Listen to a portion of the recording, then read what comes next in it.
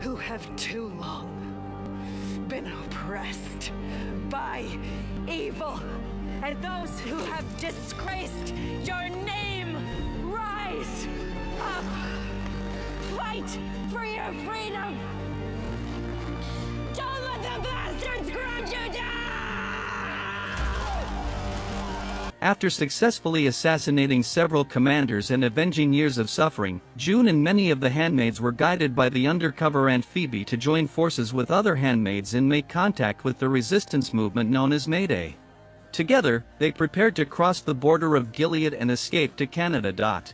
Just as the group was about to make their getaway aboard a border transport truck, Commander Wharton ordered a citywide manhunt. The escape attempt quickly fell apart, and the entire team was captured. June, Janine, and the others were arrested on the spot. It was obvious that the Guardian's primary target was June, the mastermind behind the operation.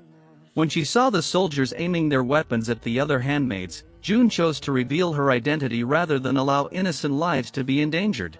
Once her identity was confirmed, she was immediately separated from the others and taken away. June was then imprisoned inside a massive iron cage. Standing face to face with Commander Wharton, she showed no fear. Instead, she attempted to persuade him to abandon his obsession with the Gilead regime and put an end to its endless oppression and brutality.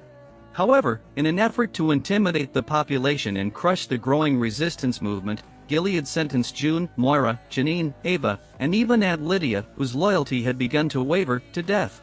They were transported to Boston Square, where they were scheduled to be publicly executed by hanging. At the execution site, My precious girls, have mercy for what they've done, for they have been prisoners of wicked, godless men!